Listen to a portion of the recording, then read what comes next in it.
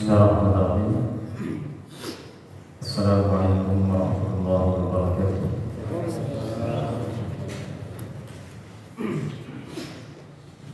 Alhamdulillahi hamdan katsiran thayyiban mubarakan fihi kama yuhibbu rabbuna wa yarda.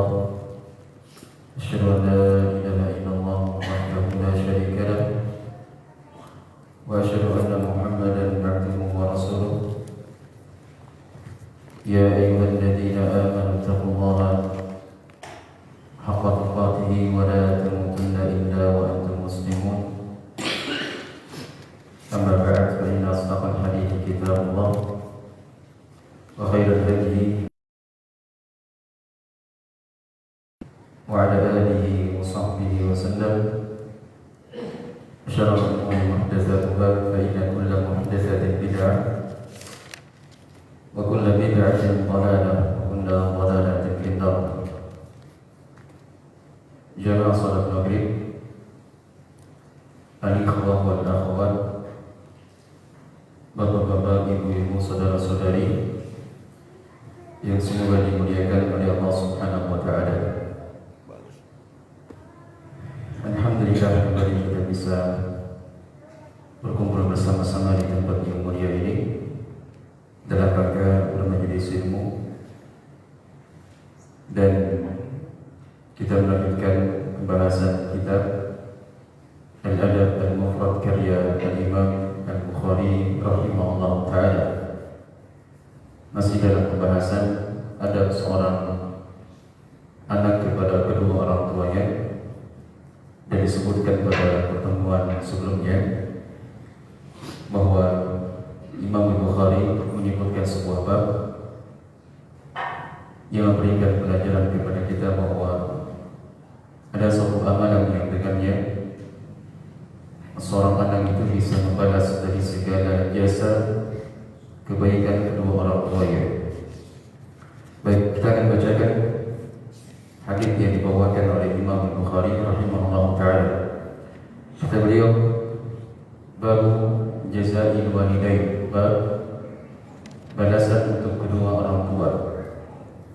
Kata beliau rahimahullah ta'ala, qala haddatsana Qamisah, qala haddatsana Sufyan. Sufyan di sini Ats-Tsauri rahimahullah ta'ala. Sufyan bin Sa'id bin Masruq Abu Abdillah Al-Kufi rahimahullah ta'ala, Amirul Mu'minin fil hadis. Beliau mengatakan an Suhail bin Abi Salih an abihi an Abi Hurairah radhiyallahu anhu. Sekilas tentang Abu Hurairah radhiyallahu anhu sudah sering kita sebutkan tentang biografi singkat dari sahabat yang mulia Abu Hurairah radhiyallahu anhu.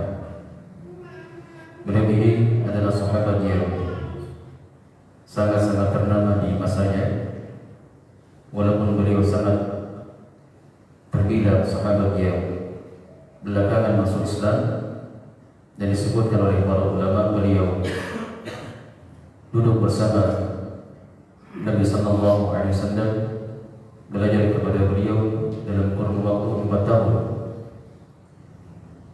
Abu Hurairah radhiyallahu anhu belajar kepada Nabi sallallahu alaihi wasallam dalam kurun waktu yang sangat singkat, 4 tahun.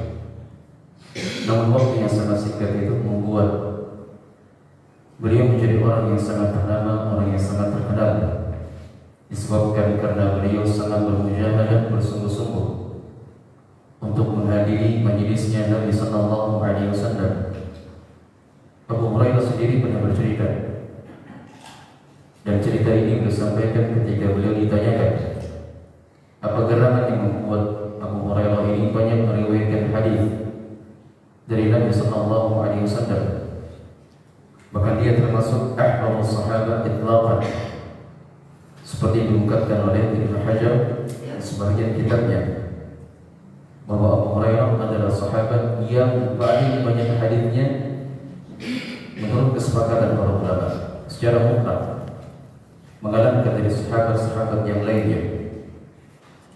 Maka beliau radhiyallahu anhu menjelaskan bahwa saya itu senantiasa bermulazamah duduk di hadapan Nabi sallallahu alaihi wasallam dalam keadaan perut kosong, dalam keadaan keterbatasan. Maksudnya kata beliau, saat itu senantiasa belajar di hadapan Nabi dan tidak mengenal waktu, baik dalam keadaan lapar, dalam keadaan kenyang, pagi, siang, sore, malam.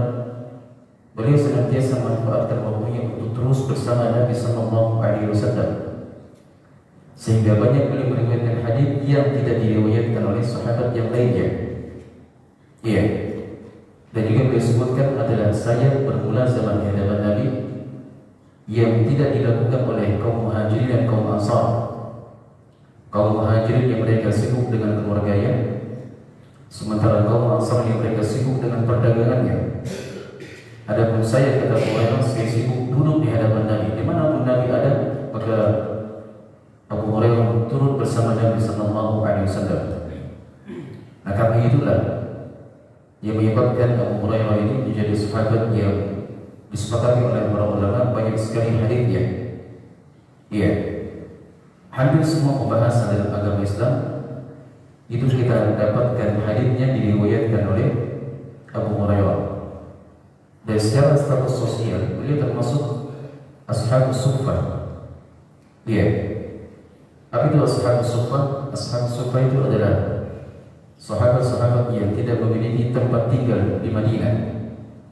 Jadi ada di Masjid Nabawi itu, Masjid Nabawi, ada memang tempat khusus disediakan oleh Nabi sallallahu alaihi wasallam untuk mereka yang tidak punya tempat tinggal, tidak punya keluarga. Dan jumlah daripada Ashabus Suffah itu sekitar 70 lebih. Mereka tinggal di Masjid Nabawi, di antaranya adalah Abu Hurairah. Iya. Di antaranya adalah Abu Hurairah radhiyallahu anhu. Jadi dari sisi status sosial, Abu Hurairah ini tidak termasuk sahabat yang kaya raya. Beliau sangat penuh dengan keterbatasan, sangat-sangat sederhana. Bahkan saking sederhananya kehidupan beliau radhiyallahu anhu. Suatu ketika beliau pernah duduk di jalan raya, dan sampai beliau pingsan di jalan tersebut. Beliau pingsan dan ditertawakan oleh anak-anak kecil di Madinah. Wa yadhunnunani annani majnun wa ma bi majnun wa innama huwa al-ju', kata beliau. Anak-anak kecil di Madinah mentertawakan Abu Hurairah. Anak-anak kecil tidak paham, tidak tahu siapa ini Abu Hurairah. Padahal dia adalah sahabat yang sangat-sangat mulia, senantiasa menemani Nabi sallallahu alaihi wasallam. Ditertawakan oleh anak kecil, dan mereka menyangka bahwasanya saya adalah orang gila. Ini Abu Hurairah pingsan di jalan, berguling-guling di jalan. Masya Allah, berguling-guling di jalan karena saking laparnya sehingga ditertawakan oleh anak kecil di Madinah. Dan Abu Hurairah mengatakan sesungguhnya mereka itu mentertawakan saya karena mereka menganggap saya adalah orang gila. Wa ma biya junun, dan saya bukan orang gila. Wa innama huwal ju', sesungguhnya ini hanya sekadar rasa lapar yang saya tahan. Rasa lapar luar biasa. Dan suatu ketika sudah kita sebutkan ceritanya juga, Abu Hurairah radhiyallahu anhu beliau salat di belakang Nabi sallallahu alaihi wasallam menjadi makmum. Ya mungkin karena Nabi sallallahu alaihi wasallam mungkin salatnya agak lama, disebutkan bahwa salat itu zuhur atau asar. Rakaat yang kedua maka Abu Hurairah langsung maghsyiyan alaihi, beliau terpingsan jatuh. Iya, karena beliau pingsan sehingga sebagian orang-orang yang tidak mengenal beliau, mohon maaf ini saya praktekkan, mohon maaf, sebagian orang itu meletakkan kakinya di lehernya Abu Hurairah, dikira orang gila. Masya Allah. Jadi banyak sekali momen-momen yang dilalui oleh Abu Hurairah. Momen tersebut sangat-sangat menyedihkan. Tapi kalau kita melihat bagaimana kehidupan Abu Hurairah ini, hingga hari ini nama beliau masih tercium harum. Tidak ada yang menyebutkan nama Abu Hurairah kecuali diikutkan dengan nama doa keridhaan Abu Hurairah radhiyallahu anhu. Masya Allah. Lantas apa pelajaran yang bisa kita ambil dari sini jemaah sekalian? Pelajarannya adalah untuk mendapatkan kemuliaan itu tidak dengan harta yang banyak, tidak dengan pangkat dan jabatan. Untuk mendapatkan kemuliaan itu satu jalannya, yaitu dengan senantiasa mempelajari ilmu agama dan mencoba untuk senantiasa menjadi orang yang bertakwa di sisi Allah Subhanahu wa taala. Sebagaimana Allah Subhanahu wa taala berfirman, "Inna akramakum indallahi atqakum." Sesungguhnya orang yang paling mulia di antara kalian adalah orang yang paling bertakwanya. Itulah orang yang paling mulia. Bukan yang paling besar, yang paling tinggi jabatannya, bukan yang paling disegani oleh manusia. Dan bukan itu tolak ukurnya. Orang yang paling mulia adalah orang yang paling bertakwa kepada Allah. Nah, sekarang seorang tidak akan bisa bertakwa kecuali dengan mempelajari agama. Inilah sarananya kita ini. Inilah tempatnya kita ini. Inilah tempat kita berada di atasnya. Belajar ini adalah merupakan sarana agar supaya kita mencapai nilai takwa. Iya. Agar supaya kita semakin dekat kepada Allah. Semakin banyak perintah yang kita kerjakan, semakin banyak larangan yang kita tinggalkan, dan itulah hakikat daripada takwa. Iya. Tidak akan mungkin seorang akan mendapatkan predikat takwa kalau tidak belajar. Sebab kalau tidak belajar dia tidak tahu mana yang haram, mana yang halal, mana yang baik, mana yang buruk. Dia tidak akan tahu. Sampai dia belajar, sampai dia bermajelis ilmu, sampai dia baca buku, sampai dia duduk di hadapan guru, baru dia akan tahu, baru dia akan paham, baru dia akan bisa mendapatkan predikat takwa. Itulah para sahabat radhiyallahu anhum ajma'in, mereka adalah orang-orang yang bertakwa. Disebabkan karena mereka menghabiskan waktunya untuk senantiasa belajar dan belajar. Iya. Jadi jemaah sekalian yang semoga dimuliakan oleh Allah Subhanahu wa taala. Ini satu riwayat dibawakan oleh Imam Bukhari dari sahabat Abu Hurairah. Abu Hurairah bercerita dari Nabi sallallahu alaihi wasallam, beliau sallallahu alaihi wasallam bersabda, "La yajzi walidun walidan." Sesungguhnya seorang anak itu tidak akan bisa membalas kebaikan kedua orang tuanya illa kecuali an yajidahu mamlukan fayashtariyahu fayu'tiqahu, kecuali apabila anak itu mendapati orang tuanya menjadi seorang tawanan, menjadi seorang budak, kemudian dia beli orang tuanya lalu dia bebaskan. Iya. Nabi sallallahu alaihi wasallam menyebutkan dalam hadis ini bagaimana suatu amalan yang dapat dikerjakan oleh manusia untuk seorang anak, ya apabila amalan tersebut dikerjakan oleh anak itu, maka dia bisa membalas kebaikan kedua orang tuanya. Dan secara umum memang seorang anak itu bagaimanapun dia berbuat, bagaimanapun dia melakukan kebaikan untuk kedua orang tuanya, tidak akan pernah membalas kebaikan dan jasa orang tuanya. Kecuali satu amalan ini, yaitu ketika dia mendapati orang tuanya menjadi tawanan untuk orang lain. Mungkin terjadi peperangan antara muslim dengan kafir. Kemudian qadarullah bapaknya ditawan oleh orang kafir. Dan biasanya kalau sudah menjadi tawanan akan menjadi budak. Nah, seorang anak ketika mendapatkan orang tuanya mendapatkan orang tuanya menjadi seorang budak, maka itu kesempatan besar untuk dia membebaskan kedua orang tuanya. Dia beli, dibebaskan. Itulah amalan yang bisa membalas kebaikan kedua orang tuanya. Masya Allah.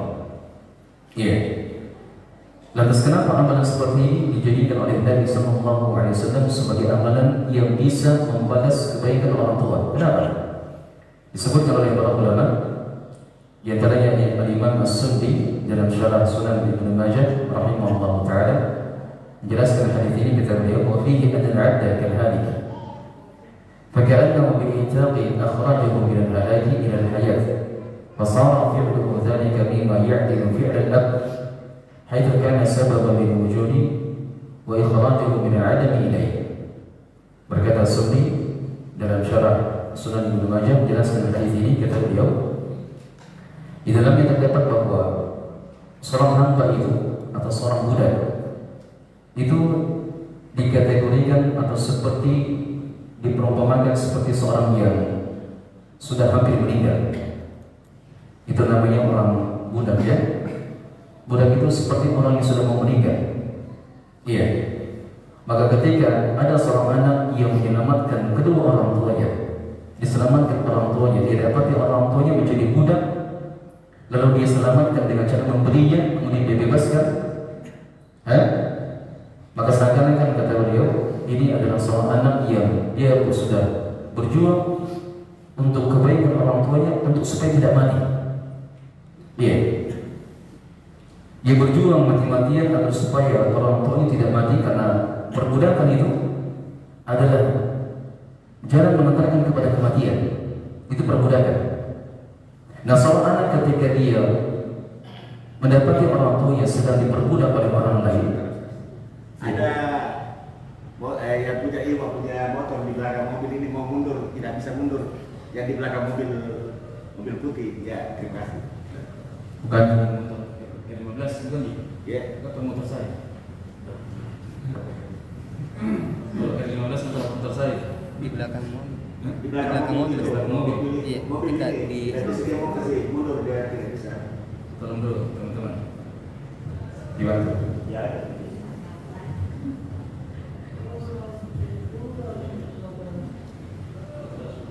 Sudah?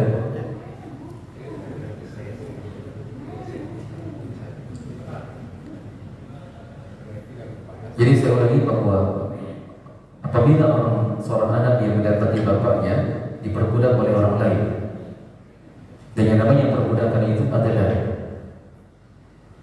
suatu perkara yang bisa mengantarkan kepada kematian, maka apabila ada seorang anak yang dia berjuang mati-matian untuk kebaikan orang tuanya, agar jangan sampai orang tuanya dia meninggal karena perbudakan, maka dia bebaskan orang tuanya. Itu artinya anak tersebut sudah berusaha agar supaya orang tuanya tidak meninggal. Maka amalan seperti ini adalah suatu amalan yang bisa membalas kebaikan kepada orang tua. Seakan-akan dia sedang menyelamatkan orang tuanya agar jangan sampai meninggal, jangan sampai mati. Maka dia beri orang tuanya, dia bebaskan orang tuanya. Itulah amalan yang sangat besar, yang sangat mulia. Dan Nabi SAW jadikan amalan ini suatu amalan yang bisa membalas kebaikan orang tua. Jemaah sekalian yang semoga dimuliakan oleh Allah Subhanahu Wa Taala, kita akan sebutkan lagi riwayat berikutnya supaya lebih paham lagi bahwa apapun yang dikerjakan oleh seorang anak itu sebenarnya tidak akan bisa membalas kebaikan orang tua dan secara khusus kebaikan ibunya. Beliau membawakan suatu riwayat, kata beliau, qala hadatsana Adam, qala hadatsana Syu'bah di sini adalah Syu'bah bin Hajjaj Abul Bustam Amirul Mu'minin fil hadis, dan beliau juga termasuk dari ulama dari negeri Basra. Dan juga sudah kita sebutkan pada pertemuan sebelumnya bahwa banyak sekali nama-nama ulama yang telah kita sebutkan yang mereka berasal dari negeri Irak. Memang di masa dahulu, tepatnya di abad ketiga, keempat dan seterusnya, di masa itu adalah masa kejayaan Islam, masa keemasan di mana banyak sekali ulama-ulama yang mereka muncul dan lahir dari negeri Irak. Khususnya di dua kota ternama, Kufah dan Basrah. Ini merupakan kota ternama di masa dahulu yang banyak mengeluarkan daripada ulama-ulama ternama. Al-Hasan al-Basri, Al-Hasan al-Basri, kemudian juga Sufyan al-Thawri, kemudian di sini Syu'bah bin Hajjaj Abul Bustam al-Basri, dan banyak lagi kalau kita mau sebutkan. Ini di antaranya Syu'bah bin Hajjaj rahimahullah ta'ala. Syu'bah ini disebutkan bahwasanya beliau rahimahullah ta'ala belajar kepada gurunya, kalau tidak salah Amr bin Dinar, itu dalam waktu 20 tahun lamanya. Syu'bah bin Hajjaj beliau belajar kepada gurunya yang bernama Amr bin Dinar, kalau tidak salah ingat, itu selama 20 tahun lamanya. Dari sini kita melihat bagaimana para ulama itu mereka ketika belajar maka pasti sangat bersemangat. Mereka tidak ada cerita itu belajar hari ini besok tidak belajar, hari ini belajar besoknya malas-malasan, tidak ada. Mereka terus-terus menghabiskan waktunya untuk belajar. Sampai disebutkan bahwa Syu'bah belajar kepada gurunya itu selama 20 tahun lamanya. Kalau kita ini baru belajar satu hari, 2 hari, kemudian malas-malasan, sudah sangat jauh kita, sudah sangat keterlaluan. Padahal dari segala macam fasilitas telah diberikan kepada kita. Telah diberikan. Ayo Pak, sekarang kita mau bantah-bantahan ini. Apa alasan kalau kamu hadir? Apa alasan? Coba sebutkan alasan. Kubantai. Ustaz dari bensinku, utang. Dari kendaraan Ustaz, ojek. Banyak ojek. Ustaz hujan, pakai mantel. Apa lagi? Sebutkan memang. Kubantai itu. Tidak ada alasan. Iya. Ustaz jauh. Tidak ada jauh. Imam Al-Bukhari keliling dunia dari Basrah ke Kufah ke Makkah, ke Iran, ke Yaman, ke Hijaz, ke Bahrain. Kita antara Makassar saja. Antara Makassar. Apa lagi yang kesana? Panas. Kalau panas sebentar aja, tidak lama. Setengah jam, 2 jam saja, jadi masalah. Dulu Imam Al-Bukhari disebutkan bahwasanya beliau berkeliling dunia dari satu negeri ke negeri yang lain. Itu dengan 2 keadaan. Terkadang beliau mengendarai sebuah kendaraan, dan kendaraan di masa dahulu tidak seperti kendaraan di masa sekarang. Terkadang beliau menggunakan onta, dan terkadang juga berjalan kaki dari satu negeri ke negeri yang lain. Masya Allah. Dari itu juga terkadang beliau mencari hadis berkeliling dunia hanya untuk mencari satu hadis. Iya. Ini sengaja kita sebutkan bagaimana potret dari ulama-ulama terdahulu agar supaya membangkitkan semangat kita bahwa kita ini terlalu jauh semangat kita dibandingkan ulama-ulama terdahulu, jauh sekali. Iya. Syu'bah bin Hajjaj rahimahullah ta'ala belajar kepada gurunya selama 20 tahun.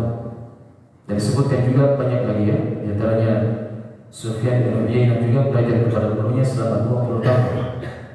Iya. Masya Allah. Jadi Imam Bukhari membawakan riwayat sampai kepada Syu'bah, kemudian Syu'bah mengatakan pada hadatsana Sa'id bin Abi Burdah. Qala sami'tu abi annahu yuhaddits annahu syahida bin Umar wa rajulun yamaniyyun yamufu bil bayt. Hamilahu wara'a dhahrihi. Masya Allah. Imam Bukhari membawakan riwayat sampai kepada Ibnu Umar. Atau ada salah seorang lelaki yang menjumpai maaf, Abdullah bin Umar menjumpai seorang lelaki, dan lelaki itu dari negeri Yaman. Diperhatikan oleh Ibnu Umar, ternyata dia sedang menggendong ibunya dari negeri Yaman sampai ke Mekah untuk haji atau umrah. Disaksikan oleh Abdullah bin Umar, salah seorang sahabat, anaknya Umar bin Khattab radhiyallahu anhu. Abdullah bin Umar melihat seorang lelaki dari negeri Yaman sedang menggendong ibunya di belakang. Bukan main-main, bukan pakai kendaraan, bukan pakai onta, tapi digendong ibunya. Luar biasa dia, luar biasa pengorbanan seorang anak. Dia kerjakan itu semuanya untuk bisa membalas kebaikan ibunya. Iya. Hamadallahu wara'a dhahri. Dia sedang menggendong ibunya di belakang, lantas dia mengatakan kepada Ibnu Umar, "Inilah ba'iruha mudhallal. In 'udra nikahuha lam tas'ab." Iya, seakan-akan ucapan seorang lelaki ini dia hendak mengatakan kepada Abdullah bin Umar, "Wahai Abdullah bin Umar, saya sedang berbuat kebaikan untuk ibuku, yang tidak sebagaimana orang-orang lain." Kata beliau rahimahullah ta'ala, kata lelaki tersebut, "Inilah ba'iruha al-mudhallal." Sesungguhnya saya ini, wahai Abdullah bin Umar, adalah kendaraannya ibuku yang siap tunduk dan patuh dari setiap perintah ibuku. Jadi dia mengibaratkan dirinya terhadap ibunya seperti sebuah kendaraan yang siap patuh dan tunduk di bawah perintah ibunya. In 'udra nikahuha lam tas'ab. Kalau seandainya ibuku tadi mengendarai dengan tunggangan yang lain, maka biasanya tunggangan tersebut, kendaraan tersebut akan lari, tetapi saya tidak akan pergi. Dia sudah bertekad dan dia sudah meniatkan dirinya senantiasa berkhidmat melayani ibunya, dan dia anggap dirinya sebagai kendaraan untuk ibunya. Disebutkan bahwasanya ibuku kalau dia berkendaraan dengan kendaraan yang lain, kendaraan tersebut akan pergi, tapi saya tidak akan pergi meninggalkan ibu saya. Maksudnya walaupun dia letih, lelah, capek untuk menggendong ibunya, dia tetap semangat, tidak akan pernah putus semangat. Iya. Kemudian anak itu mengatakan, ya Ibn Umar, atubani jazai Tuhan, wahai Allah, apakah engkau melihat amalan saya ini sudah bisa membalas kebaikan ibu saya? Saya sudah bawa orang tuaku ini, saya gendong dia dari Yaman ke Mekah untuk haji atau umrah. Wahai Abdullah, apakah engkau melihat bahwasanya amalan saya ini sudah bisa membalas orang tuaku? Sudah bisa membalas kebaikan ibu saya? Iya. Kalau tidak, maka ulama mengatakan tidak, belum bisa membalas.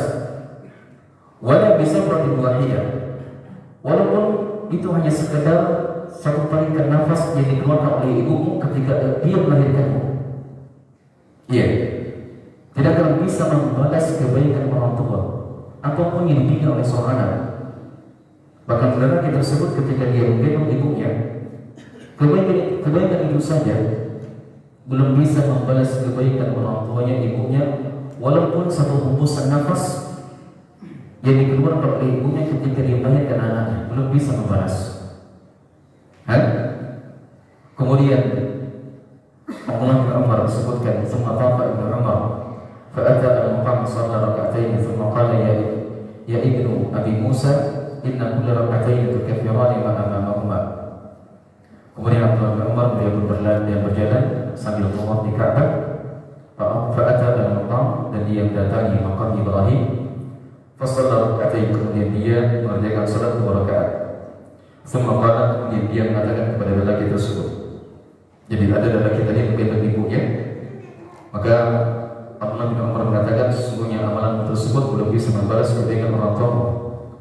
Maka beliau meninggalkan lelaki tersebut, langsung dia tawaf dan dia mengerjakan salat 2 rakaat, dan dia mengatakan kepada lelaki tersebut, sesungguhnya 2 rakaat dikerjakan di belakang makam ini adalah sebab seorang hamba bisa mendapatkan pengampunan dosa. Iya. Ini kata Imam Bukhari atau kata Syekh Al-Albani rahimahullah ta'ala adalah hadis yang sahih. Maka di antara pelajaran yang bisa kita ambil dari hadis ini adalah bagaimana besarnya kebaikan jasa kepada orang tua, dan secara khusus seorang ibu, bagaimana dia memiliki jasa kebaikan yang sangat besar, dan itu semuanya tidak akan bisa terbalaskan. Tidak akan bisa terbalaskan walaupun seorang anak itu harus sampai menggendong orang tuanya, menggendong ibunya sampai ke Ka'bah. Iya, itu semuanya tidak akan bisa membalas dan membayar kebaikan orang tua. Lalu apalagi kalau seandainya kita itu memang tidak pernah berbuat baik kepada mereka. Iya, maka sangat-sangat celaka, sangat-sangat durhaka, sangat-sangat celaka dan sangat-sangat binasa. Seorang anak yang mendapati orang tua yang masih hidup, kemudian membutuhkan pertolongan, membutuhkan bantuan, kemudian dia tidak bisa membantu orang tuanya, sangat-sangat durhaka seperti ini dan sangat-sangat celaka. Karena Rasulullah SAW pernah menyebut dalam sebuah hadis, "Raghima anfu rajulin, raghima anfu rajulin, raghima anfu rajulin." Sungguh celaka seorang lelaki, kata beliau, "Adraka al-ghayyi falam yudkhilahu al-jannah." Celaka seorang lelaki yang dia mendapati orang tuanya masih hidup, lantas dia tidak bisa memasukkan orang tuanya ke dalam surga. Celaka. Kenapa? Sebab harusnya dengan kehadiran orang tua yang masih hidup, itu harusnya kita jadikan sebagai wasilah, sebagai sebab agar supaya kita bisa masuk ke dalam surga dengan berbuat baik kepada mereka, melayani mereka, membantu mereka, menolong mereka, mencari nafkah untuk mereka. Harusnya demikian. Harusnya keberadaan mereka selama mereka masih hidup, kita senantiasa berbuat baik kepada mereka agar supaya mereka bisa masuk surga dan kita bisa masuk surga karenanya. Maka Nabi SAW mendoakan kecelakaan, celaka sekali orang yang sudah mendapati orang tuanya masih hidup, lantas ditelantarkan begitu saja.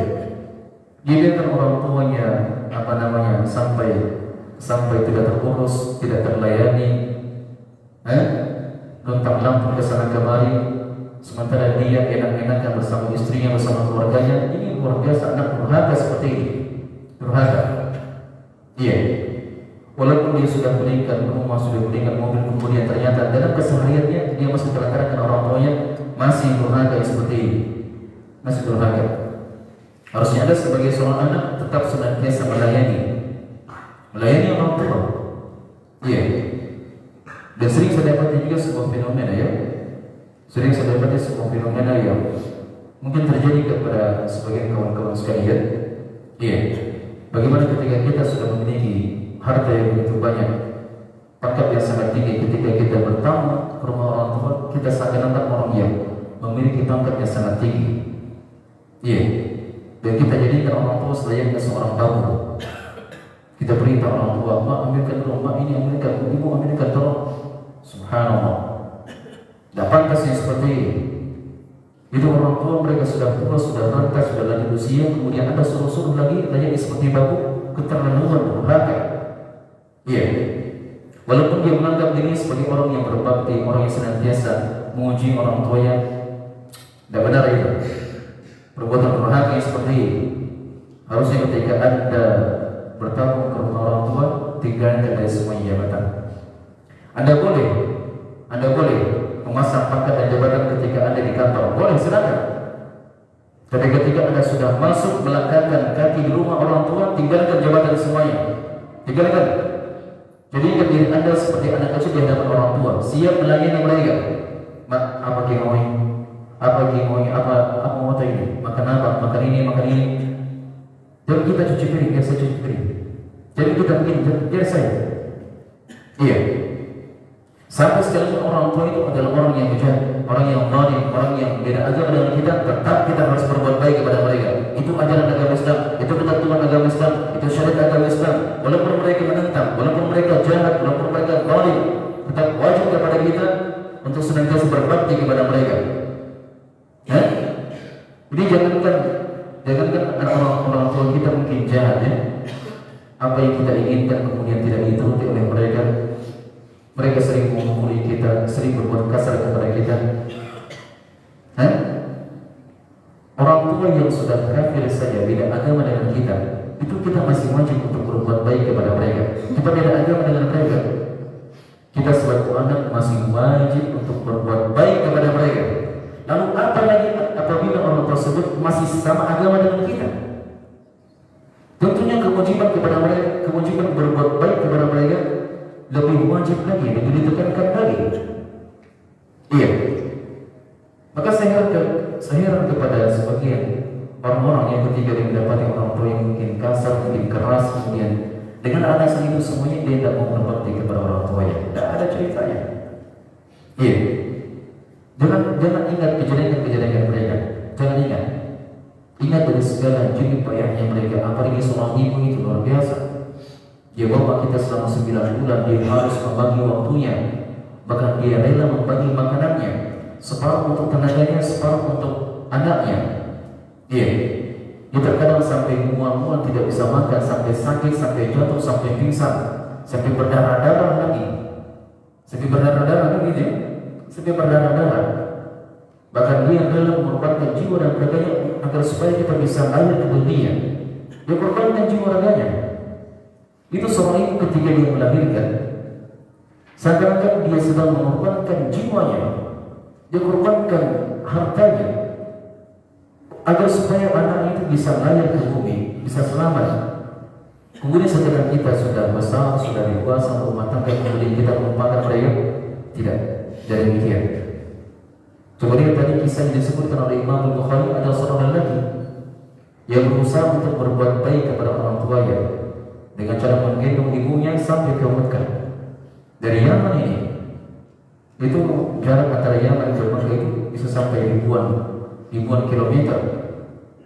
Dan dia rela menggendong orang tua yang berjalan kaki. Itu saja belum bisa membalas kebaikan orang ibunya, walaupun satu tarikan nafas yang dihembuskan oleh seorang ibu ketika dia melahirkan anaknya belum bisa dia balas. Iya. Maka apakah kita yang baru memberikan rumah orang tua? Belum begitu. Jangan terlalu bangga. Saya sudah berikan rumah untuk orang tua ya. Sudah bangga dia. Belum begitu. Belum. Saya sudah berikan haji orang tua. Belum begitu. Anda baru kasih naik orang tua haji. Belum seberapa itu. Itu laki-laki tadi. Dia sampai capek-capekan, sampai dia berjalan kaki ribuan kilometer. Dia gendong ibunya lagi. Itu saja belum bisa membalas. Apalagi Anda sekadar kasih uang 300 juta untuk berangkat haji, ibunya belum bisa balas itu. Belum. Iya. Apalagi kita ini yang mungkin terkadang memberikan nafkah kepada orang tua, nanti sisanya dapat gaji, kasih istri dulu, baru kasih orang tua. Itu kan yang sering terjadi. Yang sering terjadi di kalangan kita sebagai suami, sebagai kepala rumah tangga, ketika kita mendapatkan penghasilan, biasanya siapa yang terlebih dahulu kita kasihkan uang itu? Ayo, siapa? Istri. Karena kita takut, kapan gak dikasih istri, bahaya, mengamuk ini di dapur, mengamuk dan dapat jatah. Iya. Tapi harusnya sebenarnya ketika kita mendapatkan penghasilan, orang yang pertama kali kita berikan adalah orang tua. Itu harusnya. Iya. Ketika ada seorang istri yang dia mengamuk, marah, jengkel, melihat suaminya memberikan harta kepada ibunya, ceraikan itu istri. Ceraikan itu istri. Istri yang kurang ajar itu, istri yang jelek itu. Harusnya seorang istri itu senantiasa membantu suaminya agar supaya dia bisa berbakti kepada ibunya. Bukan malah dia marah, dia jengkel, dia dongkol, dia dendam ketika melihat suaminya memberikan uang kepada orang tuanya. Dan itu sering terjadi. Iya, kita saksikan demikian keadaannya. Assalamualaikum warahmatullahi wabarakatuh. Hadirin sekalian yang semoga dimuliakan oleh Allah Subhanahu wa taala. Ketika kita sering melihat fenomena demikian, maka kita pun sadar bahwa kita sekarang sudah berada di sebuah zaman yang sudah sangat dekat dengan kematian, sudah sangat dekat dengan hari kiamat. Sebab di antara tanda-tanda hari kiamat, kata Rasulullah SAW, disebut juga oleh para ulama bahwa banyaknya terjadi kedurhakaan kepada kedua orang tua. Itu tanda-tanda hari kiamat. Iya. Tanda-tanda hari kiamat adalah banyaknya tindakan kedurhakaan kepada orang tua. Dan banyak kita dengarkan di media sosial, ada seorang anak yang dia bunuh orang tuanya, dia bunuhnya. Saya pernah dengarkan video di media sosial ya, beberapa tahun lama itu, mungkin 3 tahun yang lalu, ada seorang anak yang rela membunuh bapaknya dengan cangkul. Hanya karena bapak itu tidak memberikan HP anaknya. Anaknya minta berikan HP, dan diizinkan oleh bapaknya. Lalu anak itu pun langsung bertekad dia bunuh orang tuanya dengan cangkul. Dan itu viral beritanya. Itu saya tidak tahu bagaimana itu dosa itu anak. Dengan cara membunuh untuk berucap kalimat orang tua memerintahkan kita sesuatu, kemudian kita katakan sebagai bentuk kejengkelan, sebagai bentuk sebagai bentuk ketidakenakan atas perintah orang tua. Itu saja sudah dianggap sebagai bentuk durhaka kepada orang tua. Apalagi mencerca mereka, mencela mereka, menghardik mereka, membuat mereka menangis juga bentuk durhaka kepada orang tua. Membuat mereka menangis, sudah kita sebutkan pada pertemuan sebelumnya, itu semuanya adalah bentuk kedurhakaan kepada orang tua. Dan termasuk dari dosa-dosa besar. Iya. Nah, belum dia apa bunyi. Baru setengah jam saya bicara ya bunyi. Bagaimana ini? Kayaknya 20 tahun baru selesai kita.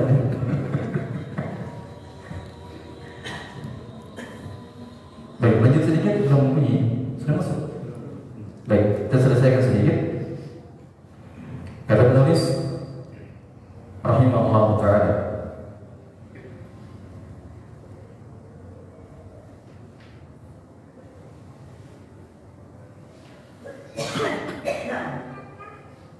atau dalam hadis ini ya, di dalam hadis yang telah kita bacakan terdapat beberapa faedah. Yang pertama, wa fihi haqqun lin-nisa'i 'ala al-istighfari min al-ajri fahadari min tasdiri an-nasl.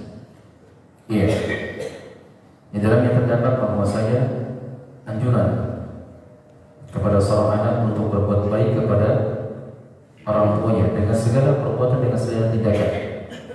Diwajibkan kepada seorang anak untuk berbuat baik. Apa yang dia mau untuk kerjakan, maka dia kerjakan sebagai bentuk berbuat baik kepada orang tuanya. Iya. Kemudian juga dalam hadis ini terdapat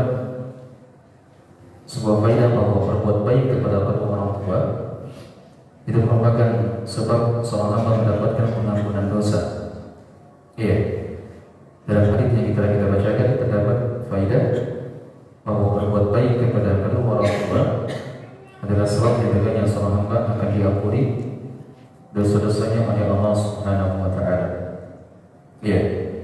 Kemudian juga di antara faedahnya fi bayan manzilati al-um wa ma laha min fadlin 'ala al-abna wa ma laha min ajrin 'ala al-a'lami al-wiladah wal wad'i. Di dalamnya terdapat penjelasan akan besarnya pengorbanan dari orang tua secara khusus seorang ibu, di mana mereka memiliki keutamaan, memiliki jasa terhadap anaknya yang sangat banyak, dari melahirkan anaknya, dari rasa sakit yang dirasakan ketika melahirkan, ketika menyusui, ketika merawat, itu semua adalah jasa-jasa orang tua yang tidak bisa dilupakan.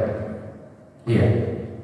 Baik, mungkin ini saja yang bisa kita sampaikan. Insyaallah taala kita akan lanjutkan pada pertemuan berikutnya. Semoga dari yang kita sampaikan bisa memberikan manfaat kepada semuanya, dan semoga Allah Subhanahu wa taala jadikan kita semuanya sebagai anak-anak yang senantiasa berbakti kepada orang tua, dan semoga Allah Subhanahu wa taala mengampuni dari segala dosa-dosa kita, dosa orang tua kita, dan memasukkan kita bersama mereka ke dalam surga-Nya, mengumpulkan kita bersama orang-orang saleh, bersama para nabi, para syuhada, as-siddiqin. Amin amin ya rabbal alamin. Subhana rabbika rabbil izzati amma yasifun. Wassalamu ala al-mursalin wa akhiru da'wana alhamdulillahi rabbil alamin. Assalamualaikum warahmatullahi wabarakatuh.